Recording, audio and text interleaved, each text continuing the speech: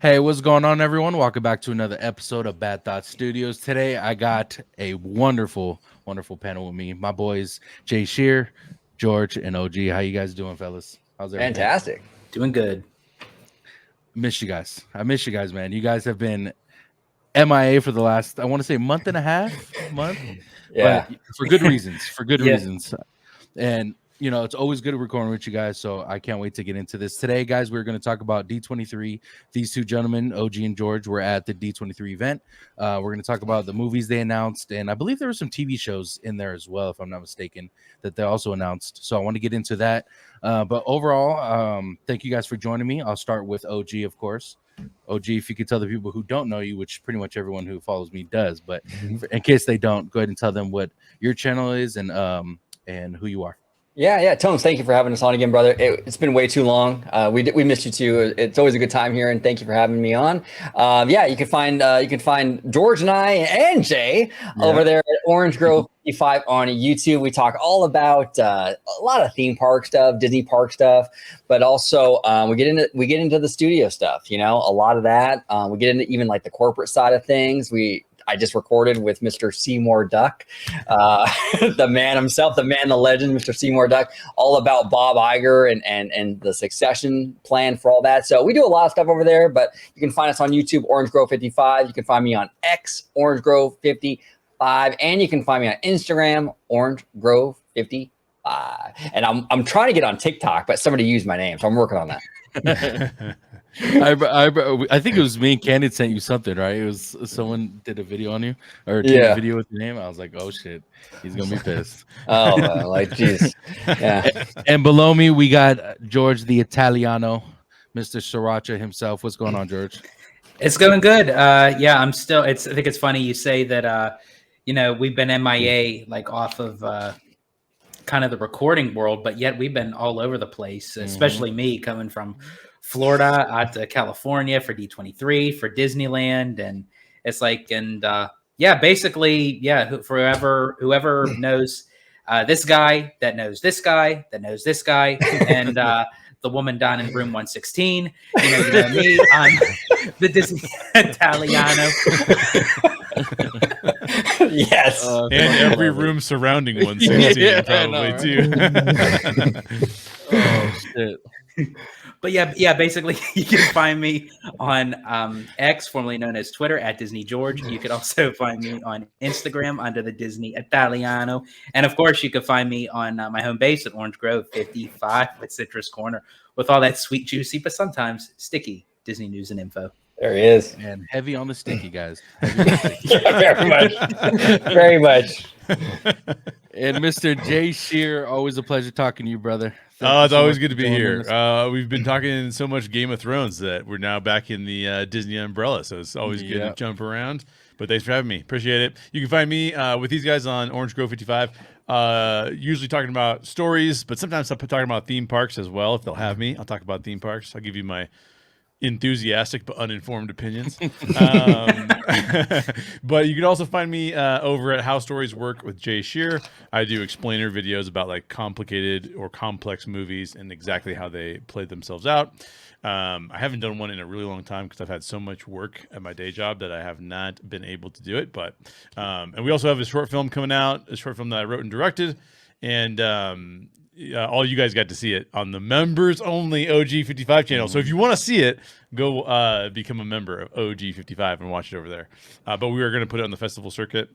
So hoping to hear, we hear from a bunch of film festivals in the next month is where we get most of our acceptance or declines. So we'll see what happens. I'm so excited for you, Jay. So excited. And we had the pleasure of seeing the movie, and it was fantastic. And you know how we feel about good film, and we saw it within your film. So we don't see it doing bad at all. We see it doing very well. And good luck to you, bro. Because I appreciate you guys. From what you told me, there's a lot that goes into it. So so much that goes into it. Good luck. But guys, make sure you guys go follow everyone on the panel. I will leave everything in the description below. Make sure you guys go follow them, and also make sure you guys go join this. What is it called? The membership Membership, just like a OG membership. 55? Yeah. Make sure you guys go join the membership at OG55 and go watch Jay's movie if you guys can. If not, make sure you guys keep a lookout for Jay.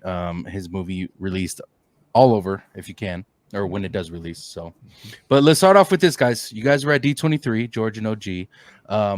Before we get into specifically the movies and the studio portion of it, give me like a breakdown of what the event was like. It looked amazing from the pictures and the videos, stuff like that. So I'll start with you, OG. Go ahead and tell us like what your experience was and and what you thought about it.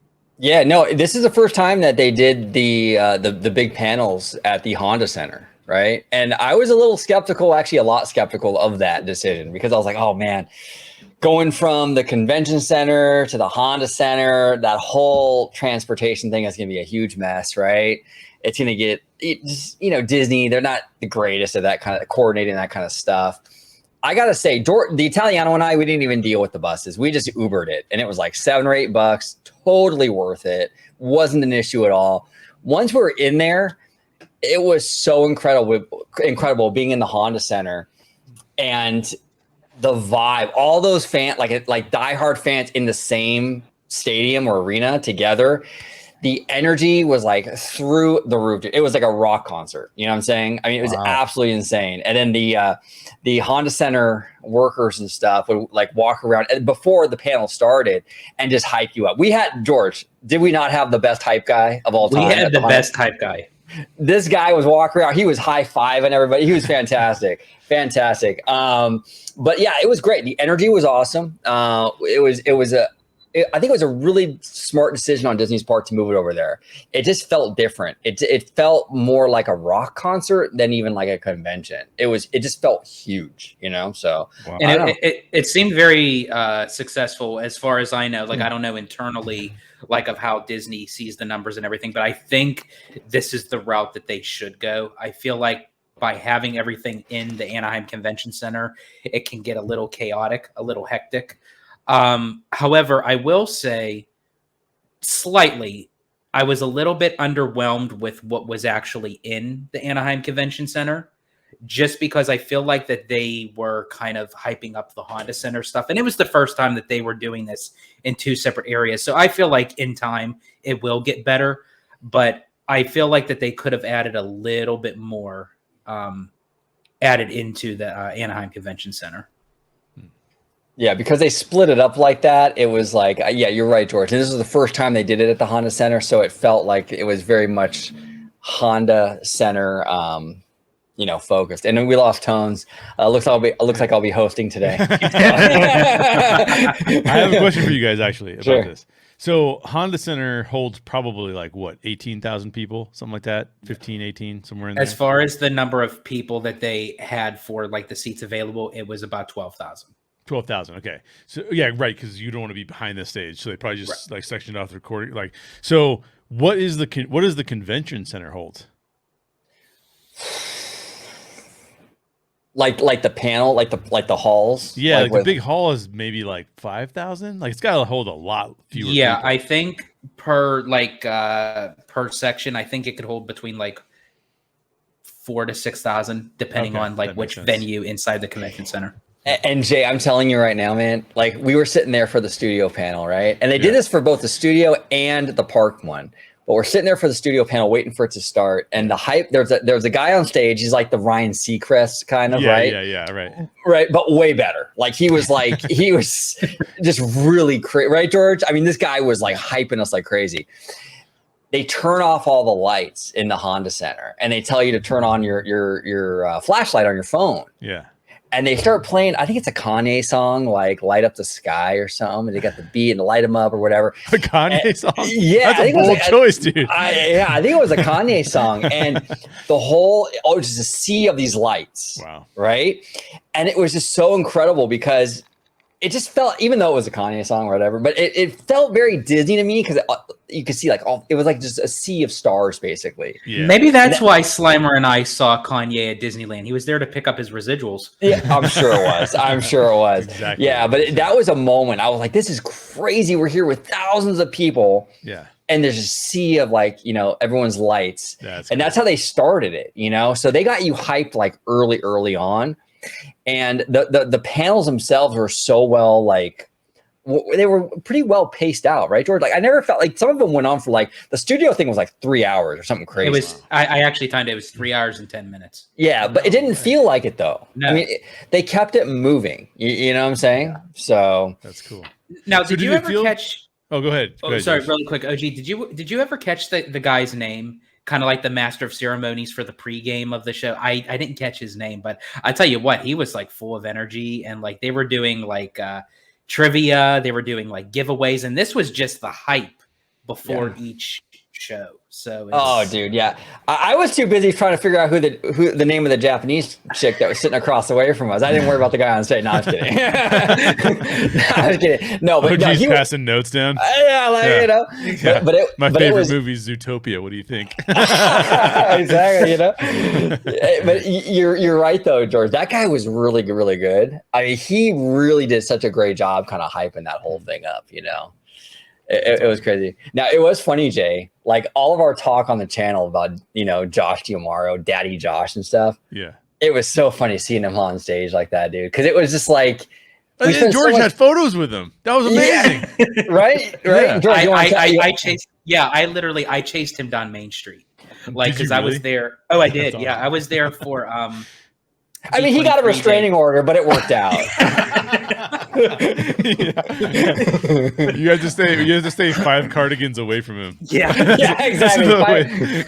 It was because it was D23 day at Disneyland. It was actually my first day before even the D23 even started, and I was on Main Street and I was waiting for the cavalcade. They were going to have 23 Disney characters and then some of the Disney legends. They didn't say which Disney legends were going to be, but everyone was kind of waiting. All media was there and everything. And then all of a sudden I looked to my left and I'm sitting right behind, I think it was the Penny Arcade. And I looked to my left and yet I see the jeans, I see the cardigan vest, I see him walking down with 2 other people who I think were his publicists or what have you. Yeah. And I told the guy sitting next to me, I said, "I'll be right back. You please hold my spot. I have to go catch Josh tomorrow." And he said, "Oh yeah, you're fine." So he held my spot, and I'm literally running down Main Street towards the castle because he had to be at a certain spot. So all people were kind of gathering like around him, and they were doing like selfies as he was walking. So we're about like 3/4 down, like right before you get to the hub. And I say, "Hey, Josh, can I get a quick photo?" And his publicist turns to me and she goes, "We can't stop walking." And I'm like, "Bitch, I just ran all the way down Main Street. I'm getting a photo." Like...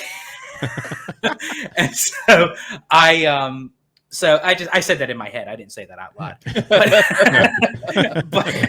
But I'm thinking, yeah, I'm like, okay, so he wanted to keep his Disney pass. Of course, exactly.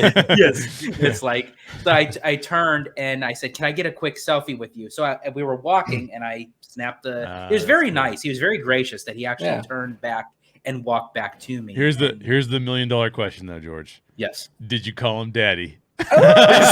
Did you call him? That'd be so funny. Can I get your photo, Daddy? Yeah.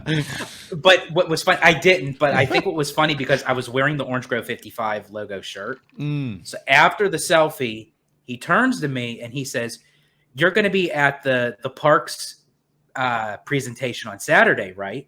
And I said, "Oh yeah, absolutely." And he said, "Definitely check it out." He said, "You don't want to miss it. It's going to be good."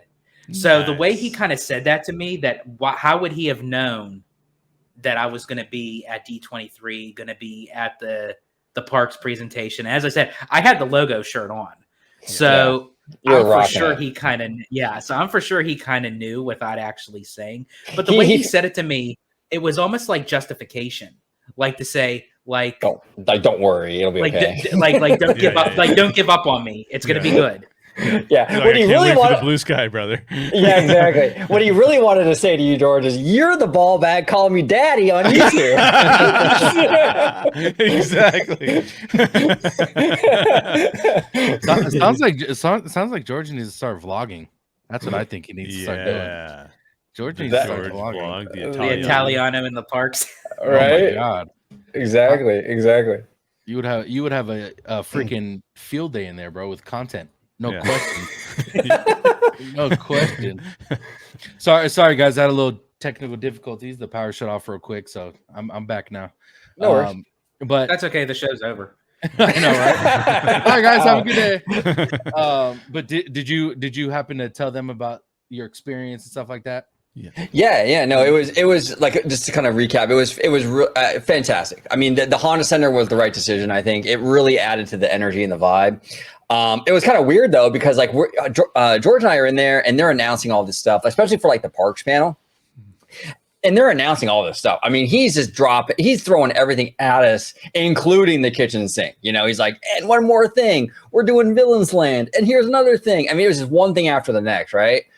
And we were happy, like at the convention set. I mean, at the Honda Center, we were like, this is amazing. Like Josh delivered, you know, he went above and beyond what we were even expecting. And then we go outside and go on Twitter. It's like, what happened? Everyone's all mad, you know. So it was kind of funny, but in the arena and stuff, like we were very happy with the announcements, and even after the fact, I'm still happy with them, you know. So, but you know, Twitter will Twitter. What can you do? Exactly. And I think, if I'm not mistaken, we were doing a video either on mine or Candid's page while all this stuff was happening, and I think it was a live, and we were bringing up the stuff that was being announced on the spot. But it was meant for a completely different video. It had nothing to do with the D23 event, but we were bringing up like movies that were dropping like on the spot. And I was like, dude, this sounds good. And then you look through Twitter and the comments and it's like, no one likes this. Am I tripping? Like the what was that? They announced, I think it was like the Avatar land or whatever it was. Oh, Fire and Ash. Yes. No, not the movie. It was like a land. Oh yeah, the Pandora thing. It looks dope, dude. DCA, yeah, and I read the comments. People were like saying this looks like shit and this looks trash. I was like, this actually looks really good, dude. Yeah. Okay, I just have to say this because I have to get this off my chest. I am so sick and tired of people trashing Avatar. If you don't like the movies, that's fine. But at the same time, you hear all these people, oh, I can't stand the movie. I hate the movies. It's like this is garbage. The second film made $2.2 billion. How irrelevant can you get from a film that supposedly everybody and their grandmother hates it? Everyone hates it, but everyone's seen it 5 times in the theaters, right? Yeah, exactly. I don't not only that, it's also like it's also perfect theme park fodder. Because it's not like you're challenging people's preconceived notions of what storytelling should be, or it's not like you're doing anything controversial. You literally are setting up a story that is a very capable story and just putting it in a pretty world. It's like, what better for a theme park than that kind of situation? Oh, it's perfect. Yeah, you're right, Jay. It's perfect for a theme park. I mean, you watch Avatar, and even if you don't like the movies, it's such a beautiful environment, right? And I talked a lot about it on my channel too, with like, there's certain IP that, like, even if you don't like the IP, it's like screaming to be built in a theme park. Absolutely. And then there's certain IP that is better just to be on the screen. Like a perfect example of that is The Simpsons. Like, it's like look, it's great for like primetime TV. Yeah. But that no matter what you do with The Simpsons, it's never going to look good in a theme park environment. It's just a weird 2-dimensional world. Universal did the best you could possibly do with that whole world. I don't think Disney could do any better either, because the subject material doesn't lend itself well to a theme park, you know? Yeah. But it's the opposite for like Avatar. I mean, it's incredible. Something that works in theme parks that doesn't. So genuine. A genuine sense of emotion works really well in theme parks. If I can make you believe that there's a utopia known as Pandora, and you're like, I want to go to Utopia. But if you're like literally like a Family Guy, if you are a South Park, if you are a Simpsons, your whole view on the world is skepticism and making fun of the thing that's supposed to be utopia. That's great for when you're sitting in your living room and you've had a bad day and you want to laugh at people. It's not great when you're trying to escape life and go to a theme park so that you're just like, why would I want to hang out in the sarcasm? Like, that just doesn't work, you know? CJ, that's a great point. It's actually very funny. Like when you said you have a bad day, you just want to sit at home and laugh at people. That's why I still have a Twitter. Exactly. That's what we do, right? That's what we do. Yeah, absolutely. And kind of bringing up another example would probably be like a Nintendo Land, right? Like everyone doesn't play video games, doesn't like Nintendo. But if you go to the land, from what I've seen, it looks beautiful. It looks nice. And you don't have to be a video game or Nintendo fan to actually enjoy something like that. Yeah, so Pandora, like from the pictures I've seen and what they released as something like a kind of like a thing it might look like, it looks fucking phenomenal. Like, how could you not want to go see something that, like Jay was, it's literally storytelling in a theme park without actually like someone telling you the story of what's going on. And how the land is actually kind of tied into the studio panel was the fact that with Fire and Ash, which is the third film coming out, they said that there is going to be elements in this Pandora land that's going to be put into DCA that's going to be based off of The Way of Water, Fire and Ash, and even future Avatar films, which would be 4 and 5. Such a great idea, dude. Such a great idea, especially with like movies that are coming out in the future and they're going to implement it already in the park. It's a brilliant idea. It's smart. And I think that's going to put California Adventure really on the map, because this is going to be an incredibly immersive area, you know, and I think that park really needs it. And then they're going to get that family dark ride in there. It's a good decision. Absolutely. George, did you happen to say how you enjoyed D23 or dislike D23? I don't know if I was here for that.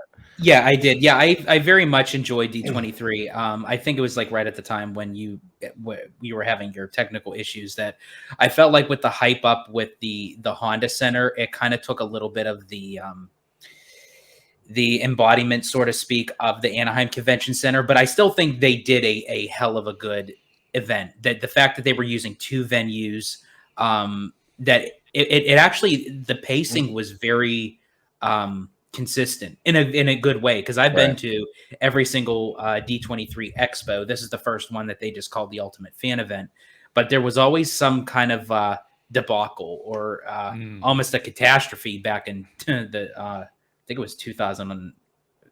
I think it was 2011. There was almost actually a riot that we thought that literally there were issues with the animation panel. Now this is the time when the studio presentation had 2 separate panels. They broke it down of animation and live action. They usually held them in the morning, and people had to load down into the basement of the Anaheim Convention Center at like 3-4 o'clock in the morning just to try to get into the queue. And this was the first day, and it was for the animation panel.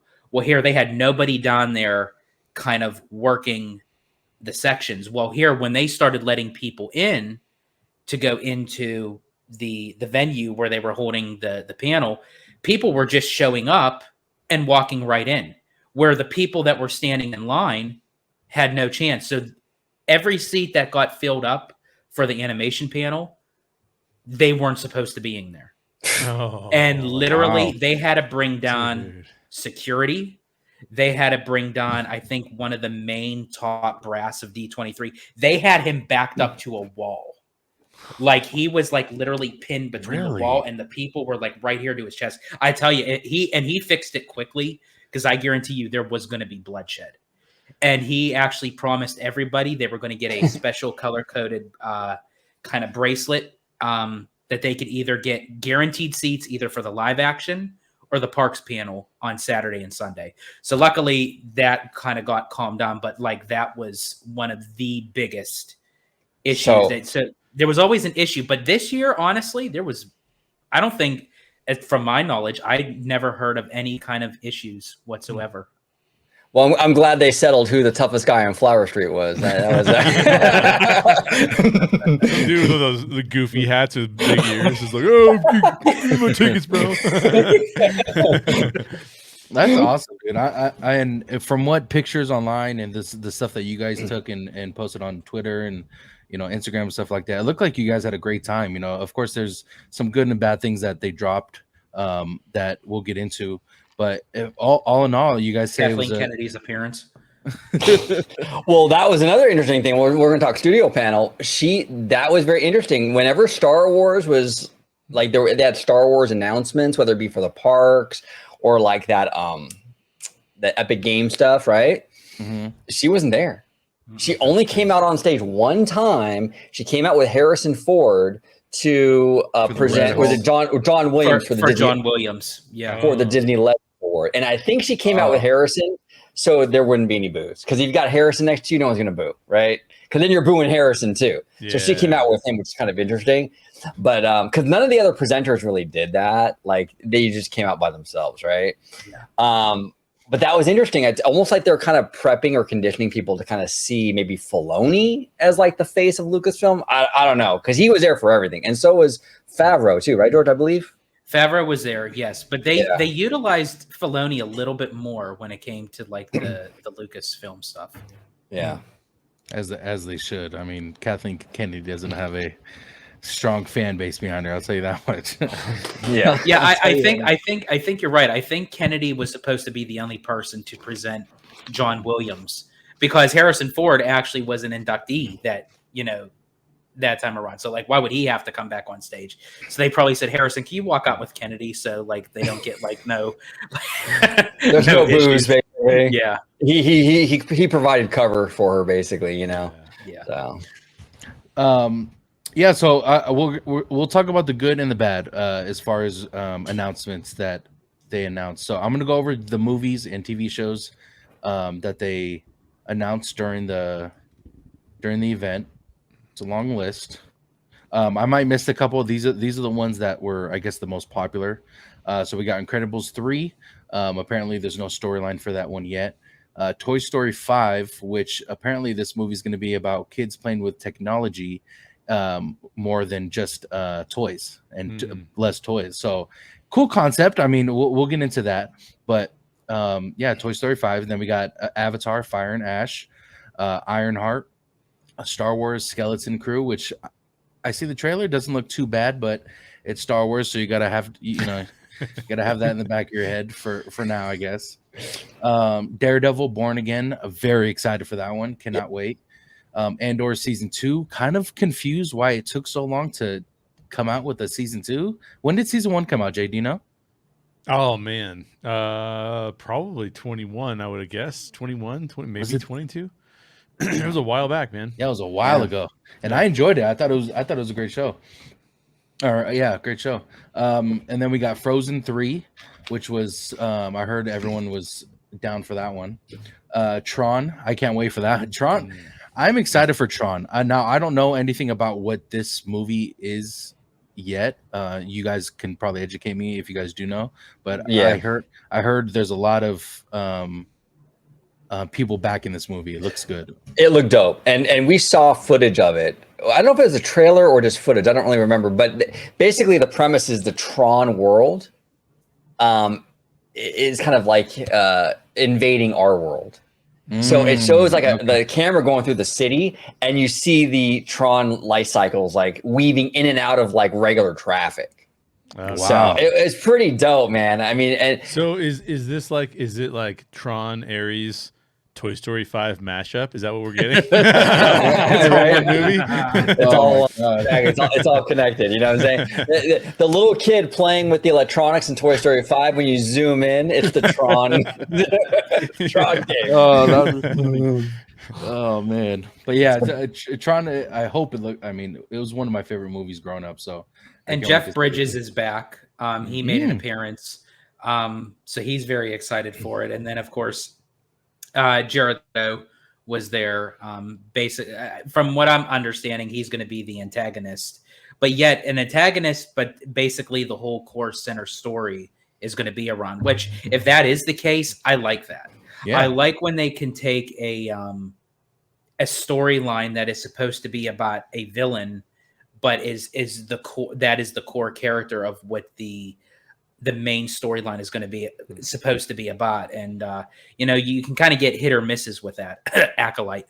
But I'm hoping with Tron it can be a success, because that could be the route that they could possibly go for. And I know we're talking studio, but like even for the parks, like for Tomorrowland and what have you, they already have Tron done in Magic Kingdom. But if this movie becomes a bigger success than what they were anticipating, it can have a longer kind of shelf life.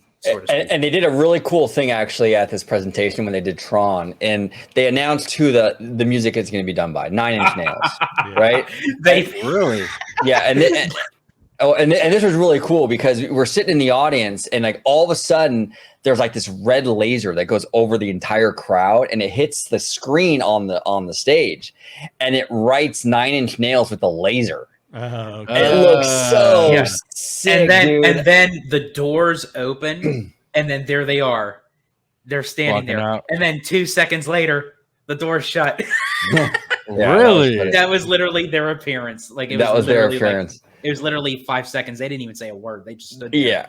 Yeah, and they didn't even imagine that Disney money, dude. You just show up just for 2 seconds. They give you like whatever they give you. That's insane. Yeah, it was wild, and I didn't even notice that. I didn't know that because I couldn't tell you a 9 Inch Nails song if you paid me, bro. Like I had no idea, but the laser was dope. I like the laser. That's funny. That's funny. Yeah, so it sounds like high hopes for Tron. So hopefully this one pans out. Then we got Elio. Not too sure what Elio is. This movie, and I gotta say, in general terms, the Pixar segment of this whole presentation, I think Pixar won the night, in my opinion. Really? Okay. Yeah. Incredible. No pun intended. But it was. Elio looks really cool. It's about a kid, and he gets involved with aliens and what have you. There's like a sidekick character in this that looks like a little. What would you say, George? Like almost like a little Baymax kind of character, like a little cutesy Japanese thing, Okay. But that character, they had like a whole like special thing just for the D23 attendees, and there's like a little skit with that little character. Really, really funny. It's adorable. I think this movie with that little character, I think it's gonna do very, very well.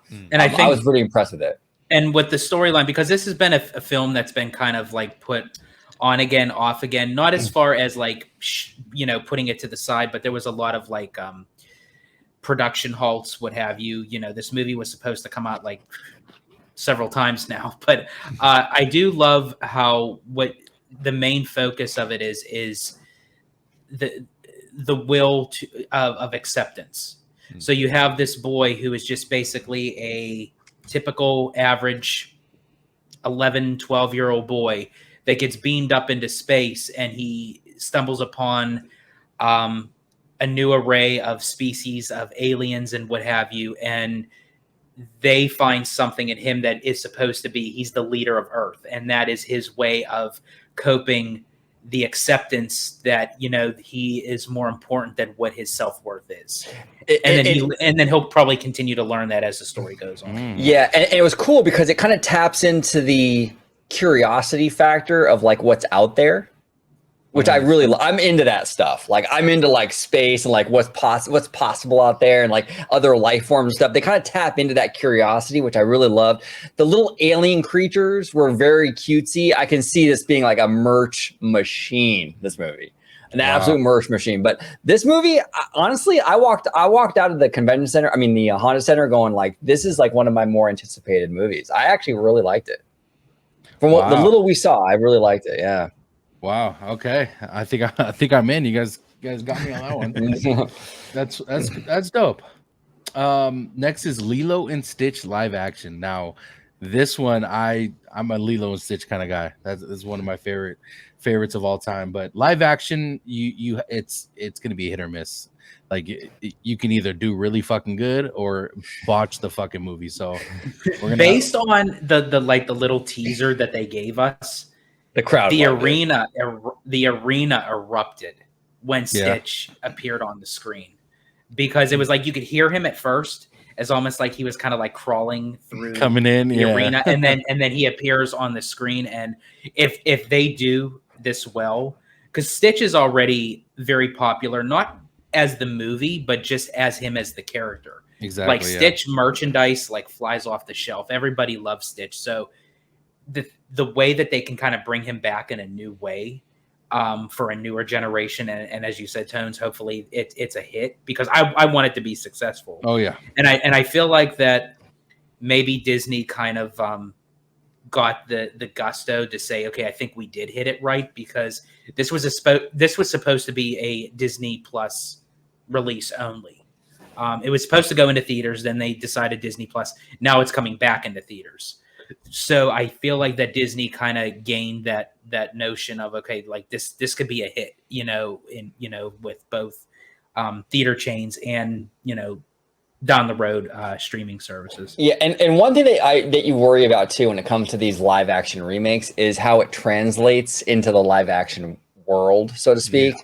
So they could have really messed up Stitch. Like that could have translated really poorly. But it looks like Stitch. Like it looks like it looks like if you were to take him from the animated world and pulled him out, he looks just like him. Wait, so you're saying that Disney has the capability of taking a classic Disney animated movie and botching it with CGI? I mean, come on, yeah. What movie's gonna do that?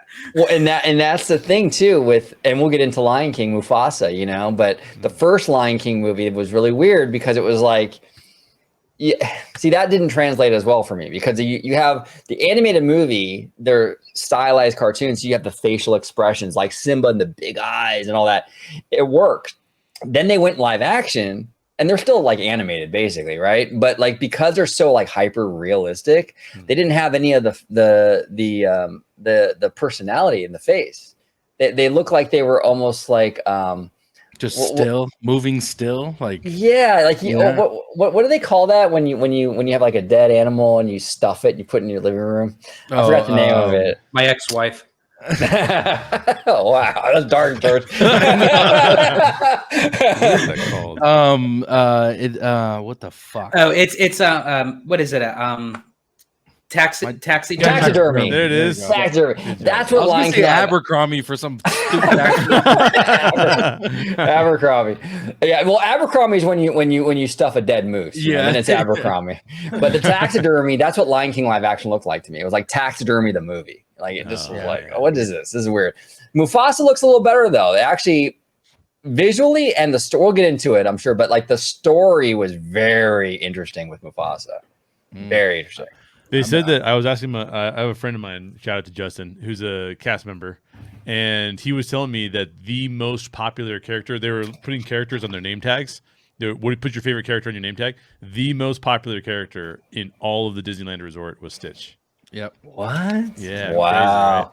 Crazy, right? I don't like. It's one of my favorite. It's one of my favorite for sure. And see, you wonder why. It's funny because people wonder why. Like, why would they do a Lilo and Stitch, or why would they build another Cars Land in Florida? Right? It's because of that. The internals. Yeah, they know the numbers exactly. I know the numbers. But really quick, kind of going back to what you were mentioning about the Lion King, I feel like with Mufasa that it can resonate more. That even though it has the same style as the live action Lion King, we all know the animated version of the Lion King, so we know the expressions, as you were saying. We know the story, the storyline, the connection between the characters.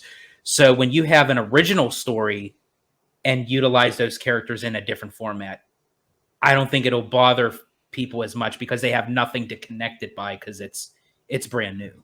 Well, there's a curiosity factor there. I'm curious to see what happened with Mufasa. I don't know that story. Yeah. So it's like I'm not going.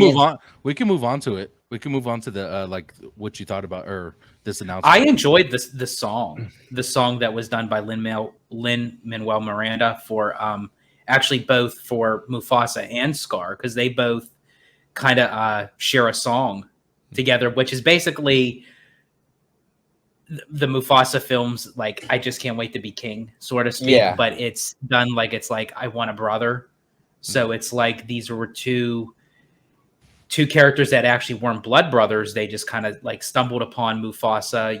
They took him in into their own pride, and he and Scar, which I forget his actual name. Yeah, me too. I forget it, but they become really close, and they kind of go on these like misadventures and what have you, and it kind of breaks into the song where, they both like yearned for that brotherhood, and they found that in each other. And I'm like watching it, and I'm thinking, this is like so uplifting, but knowing what happens between the two of these characters, it's like so depressing. Well, it's very much it kind of reminds me of the Anakin Obi-Wan dynamic a little bit, right? Where they're like brothers, they love each other, and then there's like this big falling out, and then look how it ends up. You got Anakin over there just all burnt, like I hate you, right? That whole thing, like it's kind of like that energy a little bit, which is kind of interesting because it definitely is a tragedy. Like this, I don't know, the storyline for me kind of won me over. Like I thought it was a very interesting take on the character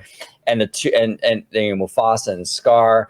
I don't know. I'm curious. And the one song we heard, like to George, like you mentioned the Lin-Manuel song, George. I mean, it felt very much in line with the old music. Like it could fit in that old movie as well. It didn't feel out of place. I get a little worried with Lin-Manuel sometimes because he likes to do this rap thing sometimes, and I love rap, but I mean, time and place, right? Disney movies, it doesn't really fit as well, but he doesn't do that whole rap thing in this. It feels very true to the original movie, like the style of the song and stuff. So it was good. I kind of want to bring this up because you were mentioning like the taxidermy live action for Lion King, but AKA my ex-wife's personality. So House of the Dragon, of course you guys know that it's one of my favorite shows, but the one thing that I loved about this season was they gave the dragons personalities. Like you could tell what these dragons were feeling within the show. With Lion King, you watching the original Lion King, you saw the personality within these facial expressions that these lions would make during the movie. And I feel like the live action couldn't give us that smile, that confused about something like they did in the original movies. And the live action didn't do that. So do you feel like this Mufasa movie could give you that? It's interesting, Tones. It's okay. I'll say this: it's better than the first movie in terms of that. I think the CGI has improved, but it still falls short of the animated one. Yeah. Okay. Yeah, it still falls short. It's not quite there yet. Yeah. And I think even to fans, they still feel that same way, because when they made the announcement that a Lion King area was going to be built in Disneyland Paris in their second part, which is the Disney Adventure World or World Adventure. I always forget which way it goes, but a lot of people were concerned because the concept art that was used for the centerpiece attraction, which is basically Splash Mountain, but it's Lion King themed. Right. Pride Rock and all that. They utilized the live action format for the Lion King, and people were in an uproar saying, oh, why are they doing the live action? But Paris actually confirmed that it's going to be based off of the animated. So even with an attraction, I mean, I would be fine with it either way, but you could definitely tell the fandom is still keen on the animated version as opposite to the live action. Yeah. It's good to hear, because it seems like the majority loved the animation rather than the live action, and that's okay. Nothing has to be live action all the time. Like we love animation, especially nostalgia wise. Like those were one of the movies that we loved, and probably most of us have it in our top 5, top 10 movies of all time when it comes to animation Disney movies. So which I thought was kind of interesting, because now that I start to go back and think that, how could you tweak it a little more to give a realistic, basic live animal kind of emotion? And I kind of go back to Narnia, The Lion, the Witch, and the Wardrobe, and sort of kind of how they did with Aslan, where he still looked realistic as far as with the CGI at the time goes, but I could still see emotion in Aslan from Narnia that kind of lacked with the live action Lion King. And I kind of wish that Favreau would have honed in on to that kind of ability and utilize that and capture that within the characters, whether it was something happy or sad or diabolical, but I feel like for Aslan in Narnia, he had a little bit more of a personality where you can read his expression, you can read the sincerity, you can read the fear in his face. Right. And yeah. So. Well, it's interesting too. Yeah, the live action is still off, better, but still off. But the storyline that they presented to us for this, I was thinking to myself, I think I even told you this, George, at the expo. It's an intriguing enough story where I'm almost like, because Disney's doing all kinds of sequels now for their animated movies, right? I mean, that ship is kind of sailed now. They're all in on the sequels. You know, they're going to do them. You know, it's all good. But I would even be kind of cool with this not even being a live action, and them just like Disney animation studios doing a prequel to the animated version and do like hand-drawn style and have it be a Mufasa movie for the animation studio. I mean, the story is intriguing enough that I would have been cool with that. So, I mean, it's risky, but I don't know. I think it possibly could have been kind of cool. I think what's really interesting to me, because I'm not a big live action remakes fan or whatever. I just don't prefer them for any reason. But what's crazy to me is that aside from, some attractions that they have out in Animal Kingdom and stuff like that, this is we're getting the first Lion King actual attraction. Like the ride, right? Like that's mind blowing to me. I mean, you said it, Tones. Like most people will say that Lion King is in their top 5 animated films. And you're like, you're not going to build a ride around it. Like, finally, we get a ride around it. That's so crazy. And it's going in Paris. Yeah, it's like no, it's wild. Well, that's the weird thing, Jay. That's the weird thing. So as much as I like Michael Eisner, he's an absolute legend, a Disney legend. He is, even though technically, officially, he's not, but he really is. Yeah. But that was the one thing that he dropped the ball on. Like we had all these great Renaissance era movies. We had Little Mermaid, Beauty and the Beast, Aladdin, Lion King. Like not even successful movies. We're talking like legendary film, in cinema history. And he never really tapped into that with the attractions. I mean, we got parades, we got shows, we never got attractions. Yep. That was weird to me. I mean, except he's like, green light Roger Rabbit. It's like, what? Like of all the ones you could have, not that that's a bad ride. I love that ride. That's amazing. I love the film too. But it's just it's so interesting. The perspective that he had is so strange. Yeah, right. And then he had no problem tapping into like the Pixar stuff. Like he did stuff with that, but he never did the Renaissance era. I'm like, that's weird. And like a Lion King attraction, if you utilize like that Indiana Jones adventure with the Jeeps, would have been great. You could have put that in there somewhere. Never did it. I mean, as I said, I love Disney. I always love Disney, but sometimes I don't understand where their head's at. Yeah. Tokyo gets a kick-ass Beauty and the Beast ride. Yeah. Paris is now getting a Lion King. Yeah. And we get fucking Magic Carpets of Aladdin. Yeah. Like, I don't get it. Like sitting right in the middle of Adventureland. Now, do you guys think with a camel that spits on you? do you guys think, and this could be I don't know if you guys could ever reach out to them and try to interview someone that could give you an answer, but go for it. I know people. Do you think there's a reason why they don't have the rides like Lion King or big IPs like that, like don't have rides for that? Like I feel like there has to be some kind of it's so funny that you say that, and I could actually kick myself because I was talking to Imagineer Chris Beatty actually at the Anaheim Convention Center. And I should have asked him that because that's actually a very good question because we were talking in depth. Like he was like talking about like what was going to, because this was right before the parks presentation. And, I was talking to him about like, what could we possibly be expecting? Is it going to be like blue sky? And he didn't give me like a clear answer at that time. But the fact that you were talking to Imagineer Chris Beatty just shows that you're flaunting your special access, bro. Yeah, you know what I'm saying? But that would have been a great question to ask him. Hopefully I'll have the opportunity to talk to him again. You know what I think it is? You know what I think it is, Tones? I could be wrong about this, but I think back in the era where they were going to have big tentpole animation films and then subsequent animation films that were like straight to VHS, for some reason, I think that they thought to themselves, it's going to be difficult to monetize something without sequels.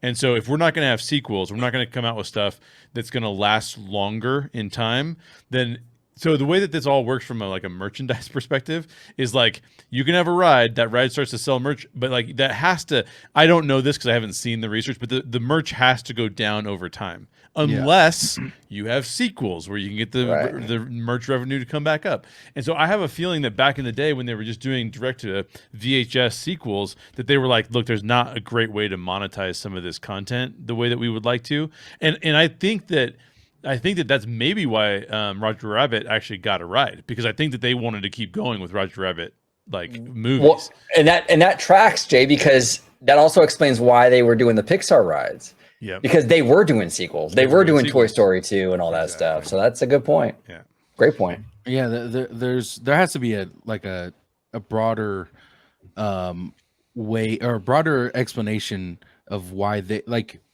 I said, you guys could reach out to him and see if you can interview some. I think that would be a dope video.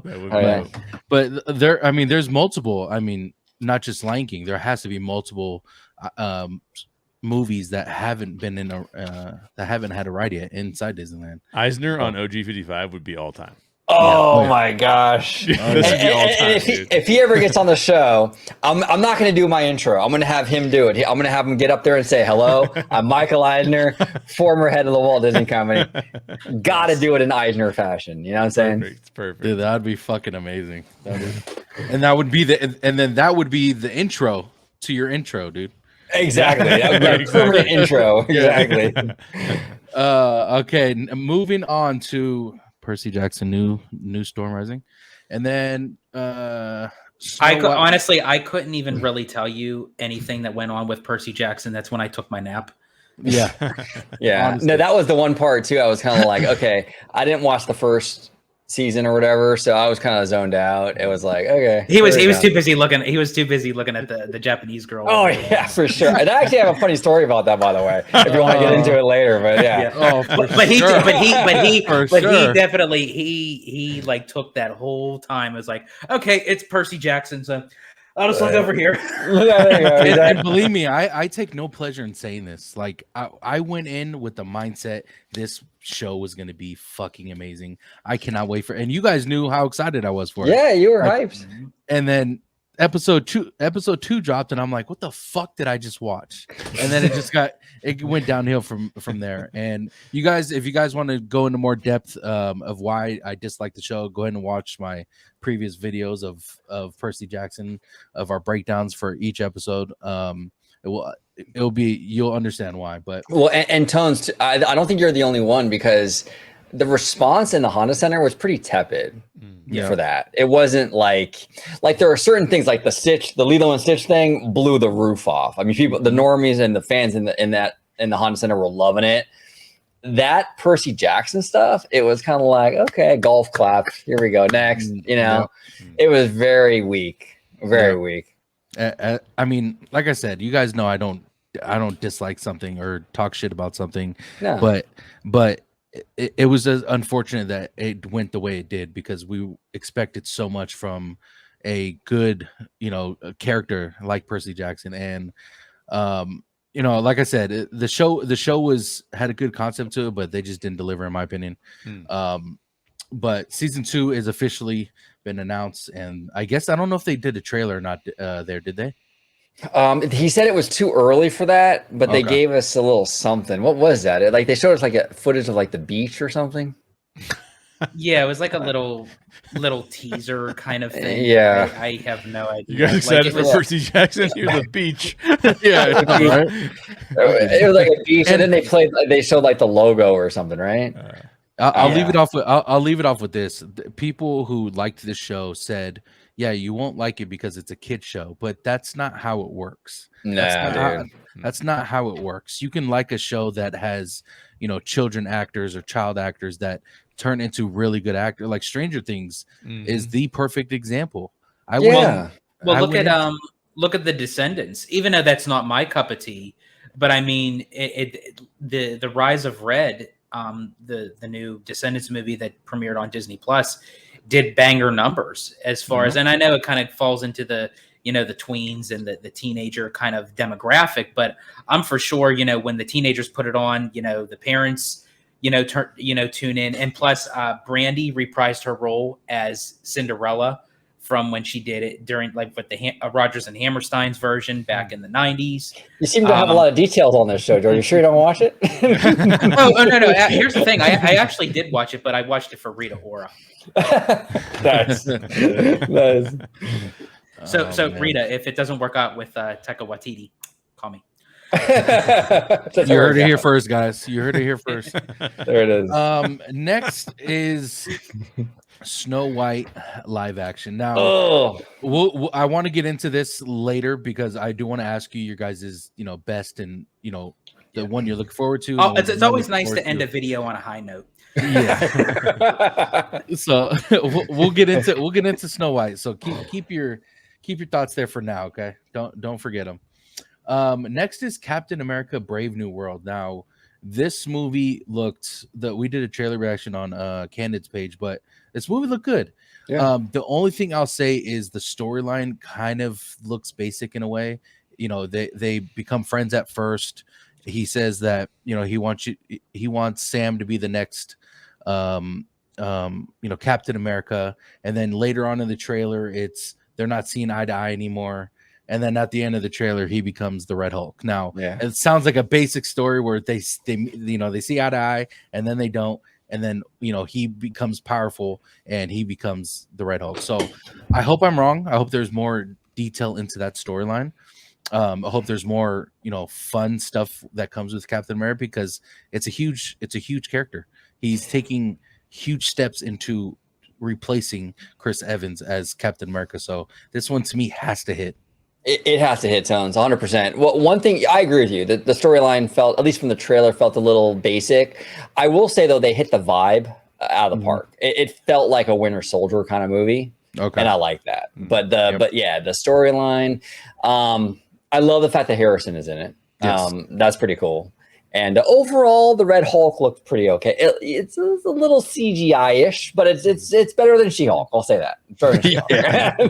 And he didn't twerk, so that's another plus. Oh yes, thank God. Yeah, I mean, it was decent. As far as with the CGI, I mean, it more so looked like Harrison Ford came out of the gym off of Castaway Key with a sunburn, but bad sunburn. Yeah, bad sunburn. No, in all actuality, to be honest, I was never really hyped up for this movie, even from the get. It felt like when Rogers handed over the shield, that was the perfect moment, even though it's continuing that story, but it's like, I would have just rather left it at that, because it was like that nice moment of Endgame and what have you. But to continue the story to kind of showcase, how, Falcon moved over into the new Captain America, it's kind of interesting. But yeah, the storyline seemed a bit lackluster. The trailer was okay. I'm more interested in seeing, the play on for the Red Hulk of how, the storyline progresses that gets Harrison Ford's character to that moment. Hopefully that when they showed that moment, him becoming the Red Hulk is not going to be the cliffhanger and then boom, the movie ends. Yes. And you have to wait for the continuation. That would suck.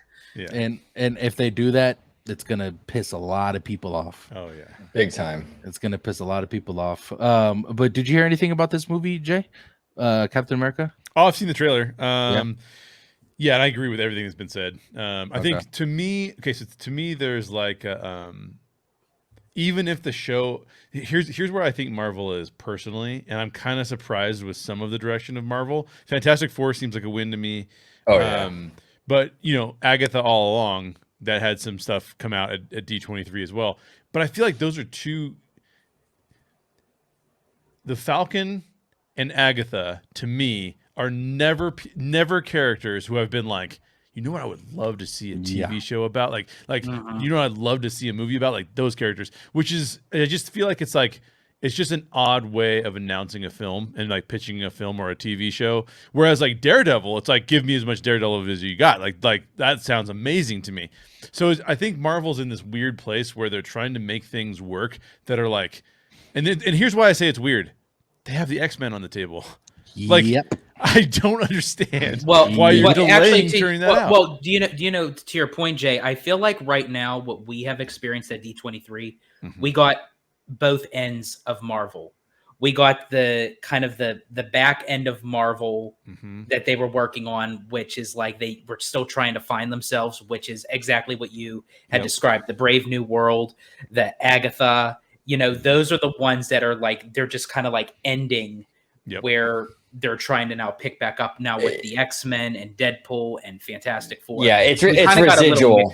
Yeah, it's residual. Yeah, I think Agatha, and then all that was kind of like it's too far along. They kind of have to go with it. But I think going forward, I think you're right, Jay. It's going to be all about like Fantastic Four, the X-Men, the heavy hitters now. It's like I would say that, but they just announced Vision, and I was like, now Vision's in that middle category, right? Where you're like, he's pretty cool. I could do maybe a show on him, but you're not like, oh yeah, I gotta see a show on that. Well, and I think what kind of captured my is it Ultron or Vision though? Well, no, that's what I was just gonna say. It's Vision's show, but what kind of caught my interest that they were bringing back Ultron. Absolutely, which is a great decision. Yeah. So that see, if they weren't bringing back Ultron, then I'd be like, who really wants to focus on Vision? But that kind of because you kind of see that relationship between Vision and Ultron at the very end of that movie, and it's like the tension of kind of like how they have that interconnection. So to kind of get that off of a series, kind of like where they left off with that,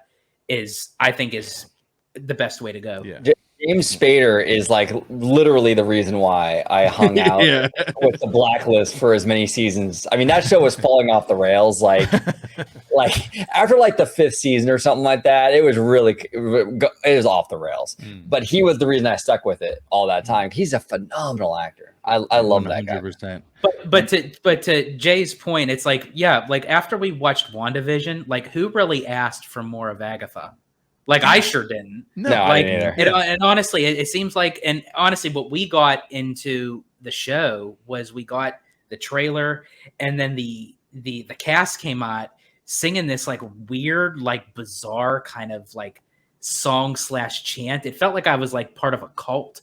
Like it was just like it just doesn't like resonate with me. Like I'm not a fan of the storyline. I don't even really, after watching the trailer, I looked at it, I'm like, what the hell is going on? Like what's the overall goal that they're trying to do? It's like, I think that has to be said though, that part right there is like, we're not saying this show's going to be bad from the start, because the question is what is the goal of putting this out? Like we want it to be good, we want it to hit, we want it to be something that we could talk about, but that's the question right there, is what is the main goal for this show? Or I think it's a show, Agatha.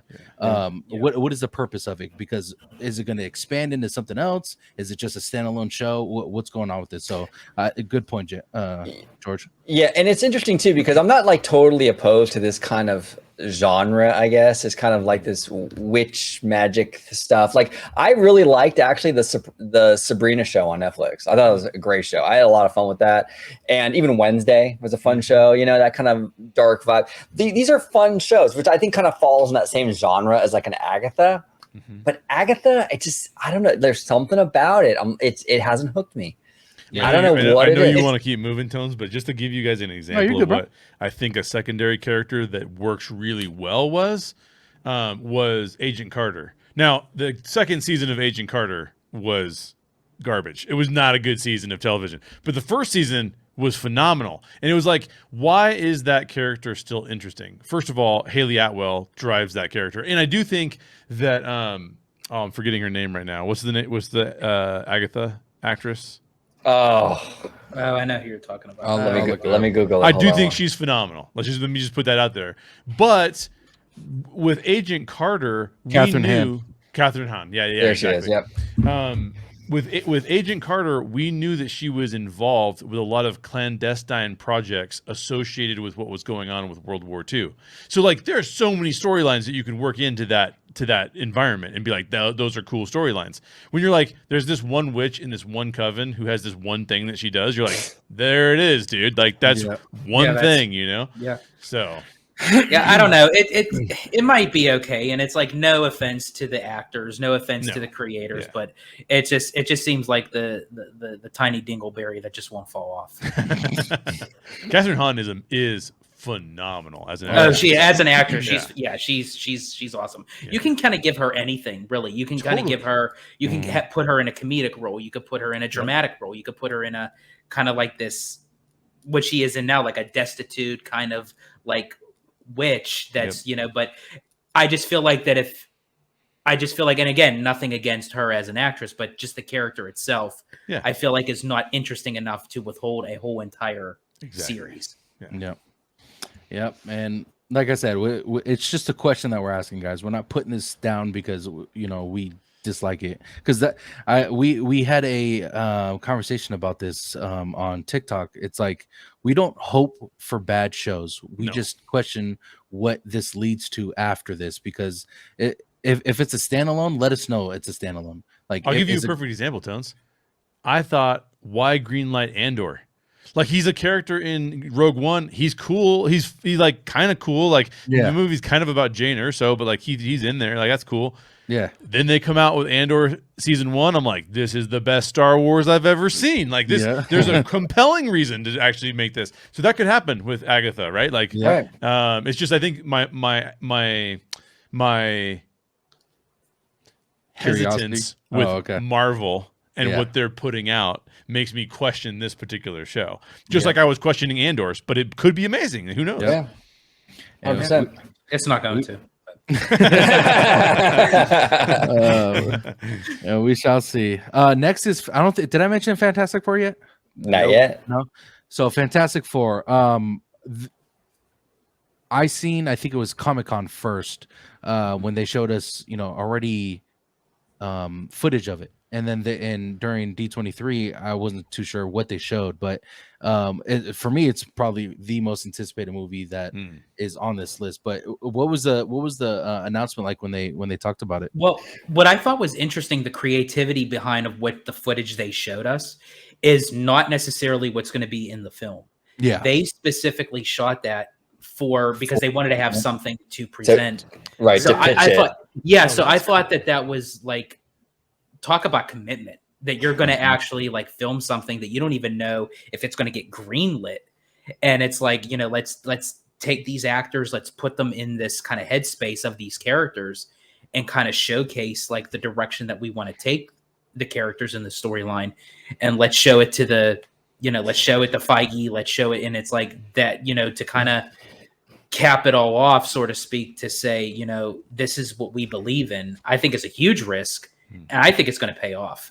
No, it will. And here's the thing. I love the vibe. I love that 1960s space race energy. That sold me on that, And then if this is a big movie, which I think it will be, that is aesthetically, that property, you put that in Tomorrowland. I mean, that's a Tomorrowland. Because at Disneyland, we have that 1960s aesthetic already. Yeah. And like that retro future, it's perfect. It's absolutely perfect. And can I say Vanessa Kirby and Pedro Pascal? Oh my God! Wait. No, we gotta clarify. It's not Vanessa Kirby. It's Vanessa Curvy.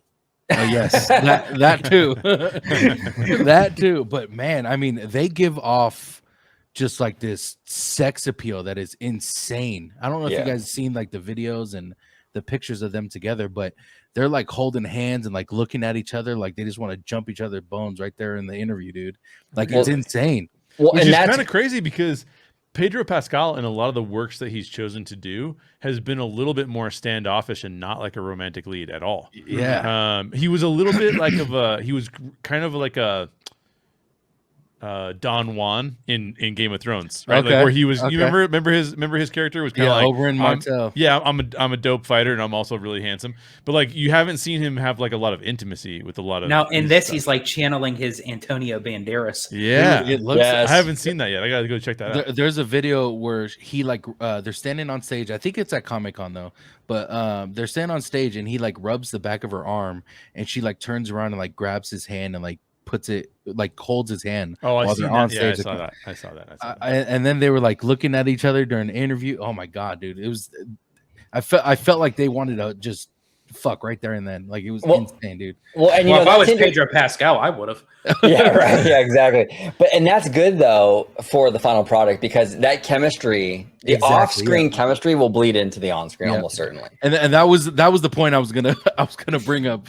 That exactly right, OG. The on-screen portion will show because of how just close they are already, and it's been what like a month or two since they've been announced. So It's awesome. As long as they're not like Emily Blunt, one of the greatest actresses on planet Earth, putting all of this energy out to Dwayne the Rock Johnson. And there's no chemistry, dude. Yeah. Like I don't know what that was about, but that did not work at all. I'm like, okay. Yeah, that was weird. What movie was that again? That was Jungle Cruise. Jungle Cruise. There you go. But I will say though, that movie had Jinx. That movie had the best score though. The score in that movie was beautiful. Oh yeah, and visually it was really appealing too. Yep. Yeah. Oh, anyway, disagree from George. Yeah. Thumbs down. For Fantastic Four, I do want to mention too, like briefly, like at the end, we got a little glimpse of Galactus, and I'm so glad that so far of what they showed, Galactus looks like Galactus. Oh, cool. Like when you go back and look at the Fantastic Four, like Silver Surfer, they basically created this giant like windstorm that is like Galactus that's just eating up the galaxies and everything. Where this is, you actually see the form of Galactus is how we know him from the comics and the TV show and what have you. Who's playing Galactus? Josh Brolin again? What's his name? Ralph Eason. Ensign. No way. I'll check him out. Ralph Ensign, or something. I forgot how to say his name, but yeah, he's playing Galactus. Perfect for the role. Absolutely perfect for the role, in my opinion. I thought that was a great casting. One thing before we hop off of Fantastic Four, I loved every that casting. Guy's perfect. Yeah, sorry, exactly. I just looked him up. That guy's awesome. 100%, and I think the whole Fantastic Four casting was perfect. Pedro Pascal, a lot of people question if he can play Reed Richards. By the way. Yeah, I was one of those people. Yeah, and it still can loom there. That question can still loom there if he can pull off Reed Richards or not. But I do think he has the ability to do that. So we'll definitely see.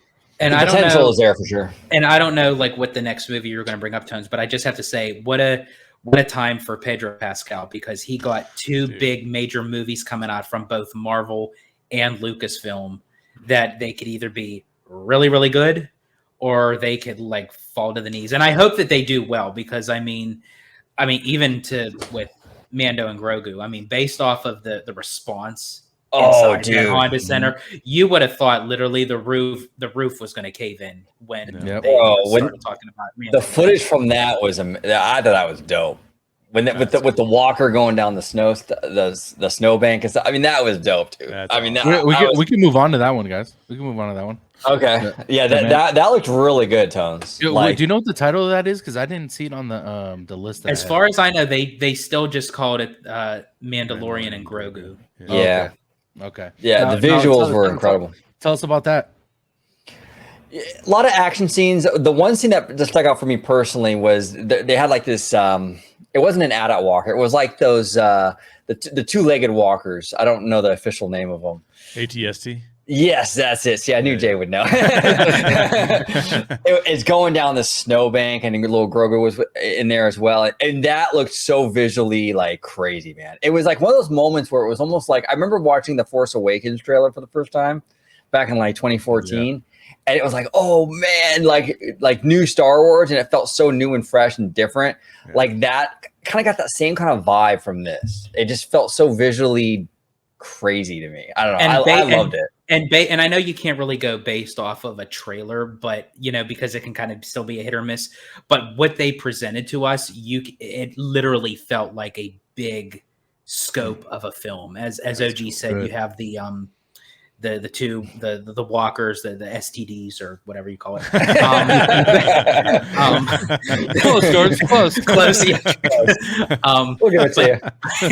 But yeah, and what's actually interesting is OG and I, actually part of D23, along with our good friend Lucas Kim, we actually got to see how they utilize the technology for Lucasfilm, like on the scope, actually in the convention center, of how they have like this big kind of like in-depth panoramic screen, and how they utilize the technology of how they can change one layer at a time depending on where the actors are standing in each position. It was crazy, you guys, like the stagecraft thing. Because I originally I just thought the stagecraft was just a giant screen, like, and they just, but it's way more than that. I mean, it is a giant screen, but as the camera moves, the background is also changing the perspectives and even the shadows.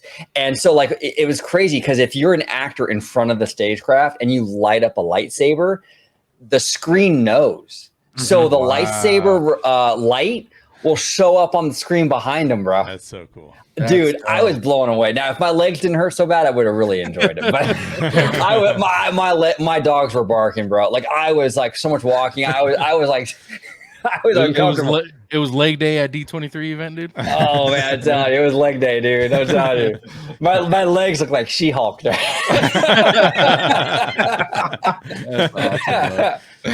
was all that twerking. Yeah, exactly, dude. Exactly. I'm so glad that Lucasfilm is back in the film game. Yes, like literally in their name. It was Lucasfilm. They've been doing TV stuff.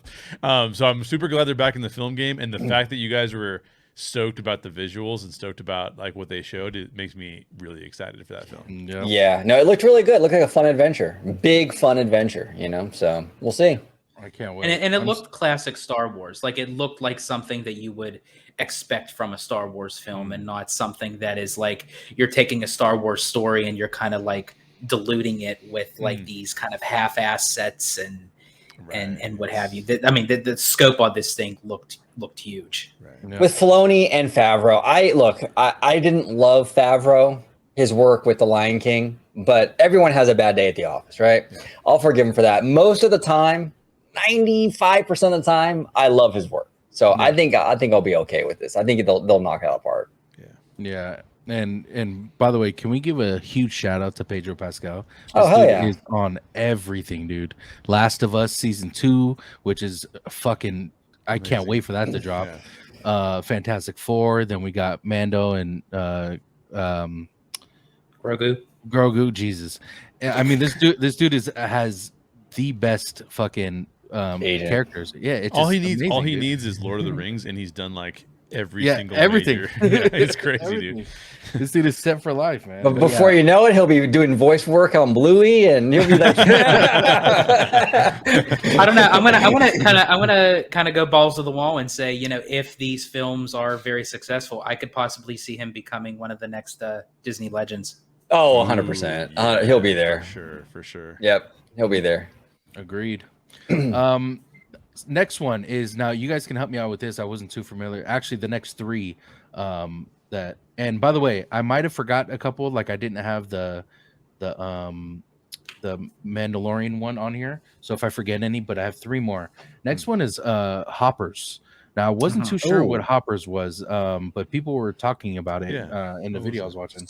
So this is a Pixar movie, and this is a little girl gets her consciousness gets put into a mechanical animal.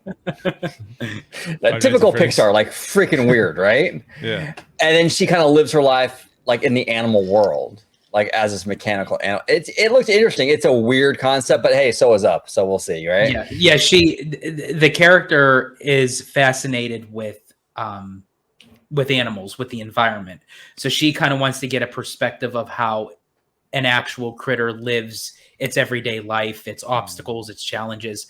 So I don't know if she has like a relative or a friend that is doing like these kind of like experimental kind of things. Yeah. So they have like a robotic, I don't know if it was like a gopher or something. Something like that. Yeah. So her mind gets put into this robotic gopher, and then she kind of lives the life in the moment, like with these animals, to kind of see how they function on a day-to-day basis. So I'm for sure, like, just the outer part of the storyline seems kind of like cheesy and corny, but knowing in Pixar fashion, they're going to put like a deep, rigid, like hard head story that's just going to probably like leave you in tears. I will say this because we didn't just do the big panels at the Honda Center. George and I also did like the directing animation panel at it was a smaller panel at the convention center, and they had Pete Docter up there. They had Jennifer Lee. Who was the gentleman from Disney? It was Musker, right? I'm not mistaken. Ron Clemens. Ron Clemens. I'm sorry, Ron Clemens. I have to say, listening to Pete Docter and Jennifer Lee on that panel and throughout the whole event over the 3 days, Disney has some really great people over there. I was really impressed because it was a really kind of, right, George, like with the animation panel, it was a really kind of candid kind of conversation. And to get their mindset on certain things in that way was kind of fascinating. Like they asked the whole panel, if Walt Disney was alive, what would you ask him? And questions like that, and really thoughtful responses. And I don't know, I was really impressed by them. Now, the only thing is like my confidence in them, like Pete Docter and Jennifer Lee, I have 100% confidence in them as creatives, especially after that weekend. My only fear with them is like the executives meddling in that. But in terms of them and their competence and how they kind of handle and approach these projects, I was all on board. Oh, and then the woman from who directed Bao and Turning Red. And Turning Red. I forget her name. The Asian woman. I'm so sorry. I totally forgot her name. But her as well. I mean, they really gave a lot of I don't know. Their responses, you could tell they're in this and they know what they're doing on a creative level. And I feel like maybe the executives were meddling, maybe in that Chapek era a little bit, and that's why some of the stuff didn't turn out as great as it could have been. But they impressed me. They really did. I'm so glad we got that panel because that one, again, as OG said, that wasn't a Honda Center presentation. That was actually in the convention center, and that was one that we got part of the lottery system, and I think it was called "How Do You Direct Animation Anyway?" And so they kind of like go in depth of like, really, how do you direct animation? And they kind of like give you the points that basically the director does everything, but yet nothing in a sense, where they have like different people. You have like the writers, you have the animators, and basically the director has to go to every single person. And it's like in each department, it's like, okay, what are you working on today? And then they have focus groups and they have previews and all that. So it was a very in-depth look, but kind of in an intimate portrait kind of way of how a director basically directs animation. Oh, it was beautiful. And then they asked when they asked the panel, what would you ask Walt if he was alive? Peter Sohn, the director of Elemental, right? Yes. Peter Sohn said, I would like to ask Walt what he thinks about AI. And I'm like, that's fascinating. Because Peter was like, it's interesting because Walt was all about the technology, all about moving forward. But then at the same time, you're taking away the humanity of the creative process with AI. It's not because Walt loved the technology, but he also loved the people behind these projects, the craft, And so where would he fall in that equation with AI? Like, he loves the technology, but then it's replacing his creatives and how would he feel about it? I thought it was fascinating. And then Ron Clements actually, when he was asked the same question, he would actually ask, well, do you know the dangers of chain smoking? And I thought that was kind of interesting because as he continued on with that statement, he was like that if he really knew the damage that he was doing to his body of really the amount of time that we lost of Walt that we could have gained, what could have the studio, what could the company have been if he would have lived another 20 some years? Yes. And he probably would have. And this is the thing, we're going to go deep right now. I'm going to like kind of blow your guys' mind right now, but this is the thing. And obviously I didn't want Walt to pass away in the 60s. Obviously, I loved what he did for like, not even just entertainment, for our culture and everything. Amazing man. But here's the thing, right? How everything kind of happens for a reason. If he didn't pass away in the 60s, right? And let's say he would have lived to mid 80s, a normal lifespan. Well, you wouldn't have had the Michael Eisner era. You wouldn't have had the Renaissance era because that whole thing couldn't have happened without Walt passing away before. That whole thing sort of transpired because Walt passed away and then they went through that creative vacuum in the 70s. They kind of lost their way. They had to bring in Michael Eisner and Frank Wells to fix it. And that whole thing led into the Renaissance era. So without him passing away in the 60s, you wouldn't have had Beauty and the Beast. You wouldn't have The Lion King. You wouldn't have, right. Very interesting stuff. Epcot would have been completely different than it is now. Sorry, OG. I just got notification. We've been canceled. Oh, good. Thank you. Appreciate it. Yeah, it wouldn't be the first time, but I appreciate you. No, but I definitely get what you're saying, because I feel the same way, honestly. It's like everything happens for a reason. And even though it's reasonings that we may not understand or we may not agree with or we may not like, there's always a light at the end of the tunnel that we can take a different force perspective, that you can turn a negative and make it a positive. You can take a glass half full and then make it half empty.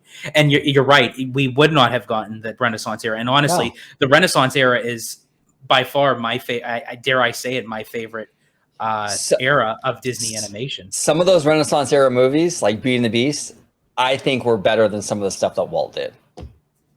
Well, and it's actually true. Well, no, it's actually true, because Walt couldn't even get Beauty and the Beast. He tried it so many times, and the story just would not work. He kept on putting the book back on the shelf, so to speak, no pun intended.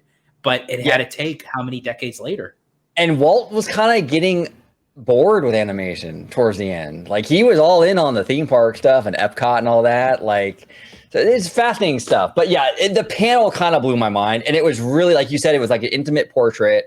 And it was really interesting to see their kind of candid kind of perspectives on all this stuff. You know, I thought it was a fantastic panel.